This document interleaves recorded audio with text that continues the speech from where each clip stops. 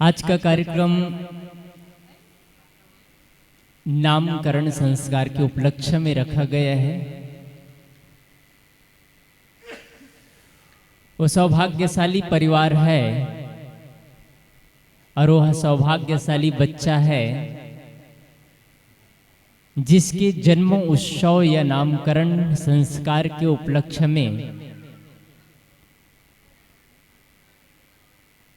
संतों का आगमन हो और जीवन निर्माण की बातें,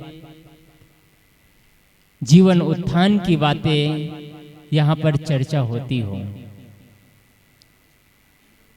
लेकिन जो कुछ भी कहा जाएगा वह बच्चा नहीं सुनेगा। जो छोटा सा बच्चा है, जो बोल नहीं सकता, चल नहीं सकता,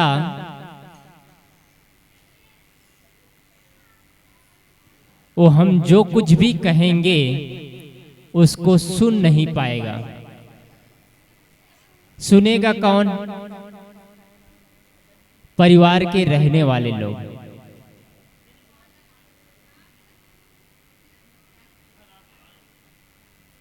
बच्चे को संस्कार कैसे दिया जाता है, बच्चे को संस्कारित कैसे किया जाता है,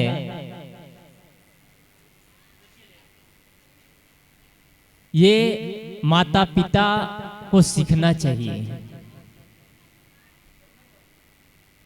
जब बच्चा जन्म लेता है तो बच्चा कच्चे मिट्टी की तरह होता है। कच्चे मिट्टी को कुम्हार जिस रूप में आकार देना चाहे, कुम्हार उस रूप में आकार दे सकता है। कच्चे मिट्टी को कुम्हार चाहे घड़ा बनाए, चाहे ईंट बनाए, चाहे खप्पड़ बनाए, कुछ भी बनाए, कुम्हार के ऊपर है। वैसे ही बच्चा जब जन्म लेता है तो कच्चे मिट्टी की तरह होता है, मुलायम, चित्त में कोई द्वेष नहीं, चित्त में कोई क्लेश नहीं, शून्य चित्त के बच्चे होते हैं।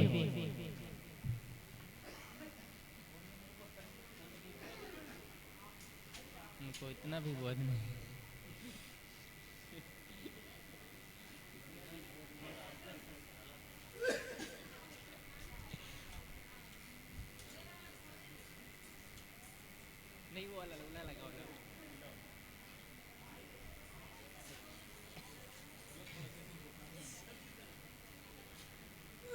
बोलिए सद्गुरु देव की।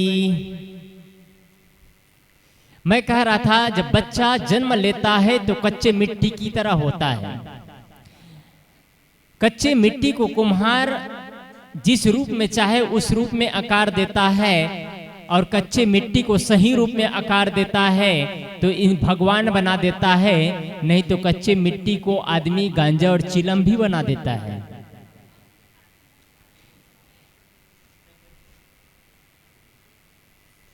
आदमी, एक कुम्हार एक कच्चे मिट्टी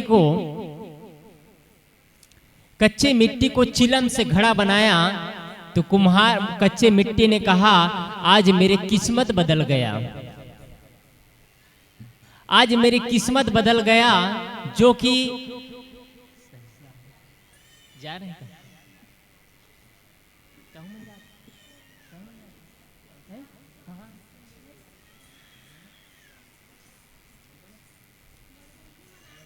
कच्चे मिट्टी को जब कुम्हार घड़े से गांजा के चिलम बनाने से छोड़ करके उसको घड़ा बनाया तो कच्चे मिट्टी ने कहा, आज मेरी किस्मत बदल गया। जब मैं चिलम बनता था तो मैं खुद जलता था, औरों को जलाने का काम करता था, लेकिन आज कुम्हार ने मेरे जीवन के तकदीर बदल दिया। आज मैं घड़ा बन करके खुद शीतलता प्रदान करूंगा और औरों को शीतलता दूंगा। एक कुम्हार से घड़ा कहता है, मिट्टी कहता है। वैसे ही बच्चा जब किसी के माँ के कोख में जन्म लेता है, किसी पिता के पुत्र बनता है या बच्चियां पैदा होती है, तो यदि माँ बाप अच्छे होते हैं तो वह कुल को उजागर करते हैं। माँ बाप अच्छे संस्कारवान होते हैं तो बच्चे को बहुत ऊपर ले जाते हैं। नहीं तो बच्चे को लोग संस्कार नहीं दे पाते हैं। बच्चा पैदा कर लेना बहुत बड़ी बात नहीं है, क्षमा चाहता हूँ। लेकिन बड़ी बात नहीं है। श्रेष्ठ योग्य माँ बनना और श्रेष्ठ योग्य पिता बनना बहुत बड़ी बात है। माँ अपने अंदर मातृत्व भाव पैदा कर सकी, ये बहुत बड़ी बात है। एक आदमी घर का मुखिया है, दादा है, दादी है, उनके अंदर घर के मुखिया होने का वो वैभव, वो गौरव पैदा होना चाहिए। घर का मुखिया तो हो जाते हैं, माता बन जाते हैं, पिता बन जाते हैं, घर के मुखिया दादी और दादा हो जाते हैं, संस्कार नहीं जानते हैं। घर में बच्चे बैठे हैं, बूढ़े बुजुर्ग हैं, गाली गलौज दे रहे हैं। घर में अपने ही पुत्र बगल में बैठे हैं, बगल में गाली गलौज दे रहे हैं। कौन सा संस्कार आप देंगे? बच्चे छोटा बड़ा हो गया, 4 साल 5 साल का हो गया है, बच्चे प्रणाम कर रहे हैं, आशीर्वाद दे रहे हैं, इधर से मुंह में गुटखा भरे हैं, लाल लाल गलगल गलगल थूक भी रहे, कौन सा आशीर्वाद देंगे? जीवन क्या बदल जाएगा? क्या आपके बच्चे संस्कारी हो जाएंगे? बोलने की सभ्यता नहीं आई, खाने और पीने की सभ्यता नहीं आई, घर में सास और बहू में रोज लड़ाइयाँ चल रही है, देरान और जेठान में रोज लड़ाइयाँ चल रही है, कौन से संस्कार बच्चे को दे पाएंगे? इसलिए मैंने कहा माँ होना मतलब मातृत्व भाव अपने अंदर पैदा कर पाना। मातृत्व भाव पैदा करने का मतलब समझते हैं? एक विशाल हृदय जिसमें सब समा जाए। कल गोवर्धन पूजा था। गोवर्धन पूजा का अर्थ लोग नहीं जानते, बस पूजा करके आ जाते हैं। गोवर्धन पूजा 2 तरह से होता है। एक तो होता है श्री कृष्ण के लिए आता है, गोवर्धन पर्वत है जिसमें हजारों गायें हैं, उसकी सेवा करते हैं श्री कृष्ण और उसकी पूजाएं होती है। और दूसरा आध्यात्मिक अर्थ गोवर्धन का अर्थ होता है, गो मतलब इंद्री, वर्धन करना मतलब विस्तार करना। वर्धन करना मतलब अपने चित्त को, अपने मन इंद्रियों को अपने वश में रखना और संयम और साधना में मन लगाना, भक्ति में मन लगाना, ये गोवर्धन है। गो मतलब इंद्रियां और वर्धन मतलब विस्तार। विस्तार करते जाना, सही दिशा। आज हर आदमी का दिल संकुचित होता चला जा रहा है। आज हर व्यक्ति का दिल संकुचित होता चला जा रहा है। हम दो, हमारे दो, घर में माँ बाप को जगह न दो, यही स्थिति आ रही है। घर में माँ बाप के लिए जगह नहीं है। मकान बनता चला जा रहा है, 2 मंजिल 3 मंजिल 4 मंजिला मकान बनता चला जा रहा है, लेकिन माँ बाप के लिए जगह नहीं है। एक व्यक्ति ने सुंदर सा मकान बनाया, गृह प्रवेश में संत को बुलाए और वहां पर गृह प्रवेश अच्छा से करने का प्रयास किया उन्होंने। घर में प्रवेश करते हैं, संत पूछते हैं ये कौन है, वो कौन है, सारे लोगों का परिचय बताते हैं। अंत में संत को समझ में नहीं आया, उन्होंने पूछा तुम्हारी माँ कहाँ है? घर के मुखिया से। घर के मालिक कहते हैं महात्मा जी, संत जी से, गुरुदेव जी माँ यहाँ नहीं है। माँ क्यों नहीं है? इतना में उनकी पत्नी वहीं पर बैठी थी, चुप हो जाते हैं। थोड़ा देर बाद उनकी पत्नी उधर से बगल खिसकती है, तो उनके संत जी के सामने उन घर के मालिक कहते हैं माँ इसलिए संत नहीं है संत जी क्योंकि उनके साथ में नहीं बनता है। उनके साथ मतलब संत समझ गए। संत ने अपने हिसाब से विचार प्रस्तुत किए, घर की पूरी तैयारी हुई, गृह प्रवेश हुआ। अंतिम में जाते जाते उन्होंने, संत ने कहा आपसे एक निवेदन है कि आपने गृह प्रवेश में सुंदर मकान बनाया, सुंदर घर का नाम भी रखा है आपने मातृछाया, लेकिन एक काम करना, ये जो टाइटल लगा करके रखे हैं ना मातृछाया का, उसको हटा देना। उसको हटा देना और वहां पर लिख देना पत्नी छाया, क्योंकि यहाँ माँ की छाया नहीं है। क्या हो रहा है आज हर घर? आज सास और बहू में पटरी नहीं बैठ रही है। माँ बाप अपने बच्चे को कैसे संस्कार दे पाएंगे? छोटी सी बात होती है, घर में टूटन की अवस्था आ जाती, स्थिति आ जाती है, रिश्ते टूट जाते हैं, रिश्ते बिखर जाते हैं, जीवन तबाह कर लेते हैं, छोटी छोटी बातों में गुमराह कर लेते हैं। श्री राम को आदर से मानते हैं, भी श्री राम की पूजा किए सब लोग, श्री राम को आदर से मानते हैं। और दीपावली का त्योहार श्री राम भगवान जब आते हैं वनवास में, तो उसके स्वागत के लिए दीप जलाया जाता है। उसी उपलक्ष्य में सभी लोग दीप जलाए अयोध्या में, तब से दीपावली का त्योहार मनाया जाते हैं। पूजा करते हैं सब श्री राम की। जीवन कैसे है? रावण की तरह।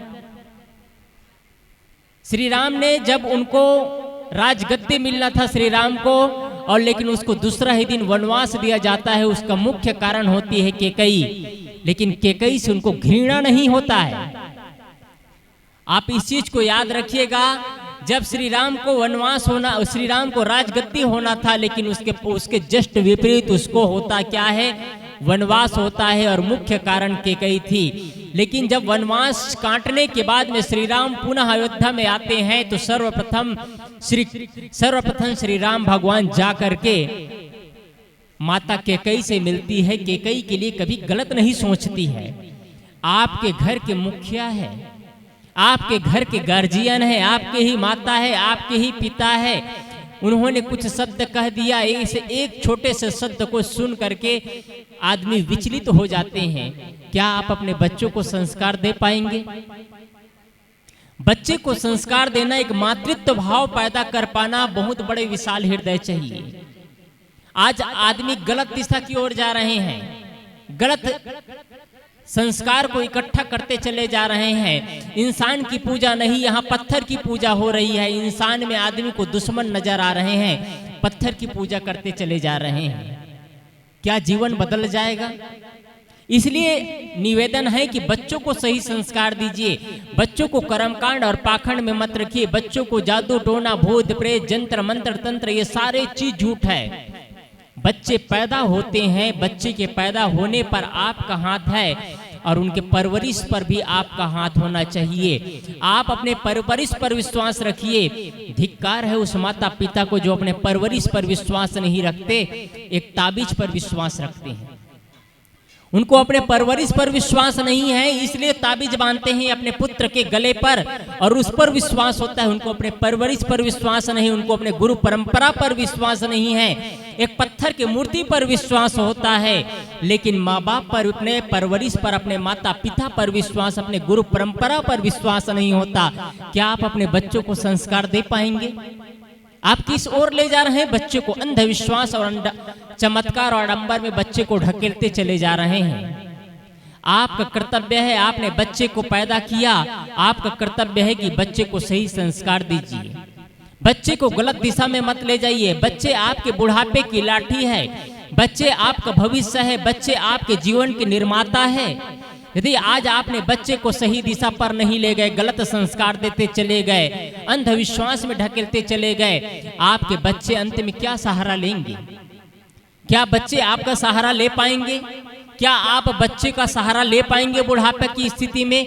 यदि आज आपने माँ बाप को सम्मान नहीं दिया, आज आपने घर में के बड़े बुजुर्गों को सम्मान नहीं दिया, तो क्या बुढ़ापा में आपको आपके बच्चे सम्मान कर पाएंगे? इस जगह की घटना बताऊं मैं। एक जगह आए दिन पति और पत्नी आपस में बैठे हैं, सास ससुर में और पति पत्नी में रिश्ते सही नहीं है। आए दिन बहू और सास में लड़ाइयाँ होती, रोज लड़ाइयाँ होती। लड़ाई का अंतिम परिणाम ये होता था कि अंतिम में रोती रोती रोज सासू माँ अपने कमरे में जाती। उनका छोटा सा पोता, 6 साल का छोटा सा पोता देख रहा है कि रोज माँ और दादी में रोज लड़ाई होती है। अंतिम परिणाम ये होता है कि अंतिम में रोते रोते दादी माँ कमरे में जाती है। एक दिन उसका छोटा सा पोता पीछे पीछे जाता है और अपने दादी माँ का पल्लू उठाता है, और दादी माँ का पल्लू उठा करके उनके आंसू पोंछते हुए बोलता है, दादी माँ तुम रो मत, मेरी माँ बहुत दुष्टा है। दादी माँ तुम रो मत, मेरी माँ बहुत दुष्टा है। जब मैं भी बड़ा हो जाऊंगा और मेरी भी शादी हो जाएगी तो मैं अपने पत्नी से कहूंगा कि तुम अपनी सासू माँ की कभी सेवा मत करना, क्योंकि तुम्हारी सासू माँ अपनी सासू माँ से रोज लड़ाई किया करती थी। आप क्या करते हैं आप जानिए। यदि आज आप लड़ते हैं, आप याद रखिए, वो माँ बाप होते हैं जो अपने जीवन को कुर्बान कर देते हैं। वो माँ बाप होते हैं जो खून पसीना एक करके जीवन की सारी कमाई पाई जोड़ करके अपने बच्चे को सौंप देते हैं, और उनके बच्चे उनको जब पीठ दिखाते हैं तब उनके माँ बाप के अंदर कौन सी पीड़ा और कौन सी वेदनाएं होती होगी, उसको आप महसूस करिए। यदि आज आप अपने माँ बाप को पीड़ाएं देते हैं, आज आप माँ बाप को तकलीफ देते हैं, कल भी आपके साथ वो होने वाला है। कल भी आप तैयार रहिए कि आपके साथ वो होगा जो आज आप कर रहे हैं। यदि बच्चों को अच्छा संस्कारवान बनाना चाहते हैं तो माँ बाप को सम्मान करिए, माँ बाप को इज्जत करना सीखिए। बच्चे को उच्च शिक्षा देना चाहते हैं तो माँ बाप के पास समय दीजिए। माँ बाप को बुढ़ापे की अवस्था में माँ बाप को आपकी संपत्ति नहीं चाहिए, आपके बंगले नहीं चाहिए, आपके एसी गाड़ियां नहीं चाहिए, आपके जमीन जायदाद नहीं चाहिए। माँ बाप को बुढ़ापे की स्थिति में माँ बाप को बच्चे का प्यार चाहिए। आप अपने बच्चे को कितना प्यार दे पाते हैं, अपने माँ बाप को कितना सम्मान कर पाते हैं, ये महत्वपूर्ण चीज है। बुढ़ापे में माँ बाप को अपने बच्चों से सिर्फ प्रेम चाहिए, बुढ़ापे में माँ बाप को अपने बच्चों से सिर्फ प्यार चाहिए। संपत्ति धन दौलत किनारे रख लीजिए, बस उनके पास आकर के 10 मिनट 15 मिनट बैठ लीजिए, प्रेम से वार्ताएं कर लीजिए, भोजन पूछ लीजिए, स्वास्थ्य पूछ लीजिए। उनको लगेगा कि मेरे बच्चे मेरे अनुकूल हैं, आज मेरे बच्चे मेरे कहे पर चलते हैं, आज मेरे बच्चे मेरे बातों को मानते हैं, धन्य है मेरे बच्चे। उनके मन में एक प्रसन्नता जग जाएगा, उनके चेहरे पे एक नया मुस्कान आ जाएगा, तब कहीं बच्चे संस्कारवान हो पाएंगे। इसलिए मैंने पहले ही कहा कि यदि बच्चे को संस्कारवान बनाना है तो सबसे पहले आपका कर्तव्य बनता है कि आप अपने माँ बाप का सम्मान करना सीखें। आपके अंदर मातृत्व भाव पैदा होना चाहिए। और घर के बुजुर्ग हैं, घर के मुखिया है, दादी है, दादा है, जब आपके बड़े आपके पुत्र आपके कंधे मिला करके चलने योग्य हो जाते हैं तो घर के बड़े बुजुर्गों को चाहिए कि शांत जीवन जीना चाहिए, बीच में ज्यादा रोक टोक नहीं करना चाहिए। जो शांति से जीवन जीना चाहते हैं, बड़े बुजुर्गों से निवेदन करना चाहता हूं कि जो शांति से जीवन जीना चाहते हैं बुढ़ापे में, तो आपके बच्चे यदि आपके कंधे मिला करके चलने लायक हो गए, योग्य हो गए हैं, आपके घर में बहुएं आ गई हैं, तो आपका कर्तव्य बनता है कि आप शांति से जीवन जिए, ज्यादा रोका टोका मत करिए।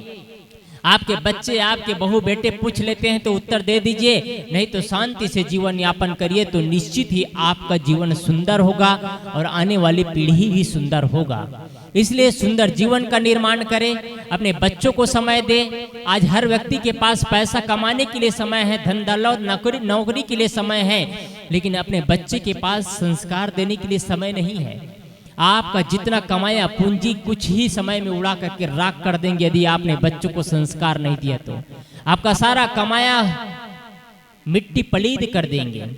इसलिए आप सभी से निवेदन है कि बच्चों को उच्च संस्कार और शिक्षा दीजिए, तो निश्चित ही आने वाली पीढ़ी संस्कारवान होंगे। आपके मन में एक विश्वास होगा कि मुझे जैसे जीवन जीना चाहिए था, बच्चों को जो संस्कार देना चाहिए था वो दिया, तो निश्चित ही आने वाली पीढ़ी संस्कारवान होंगे।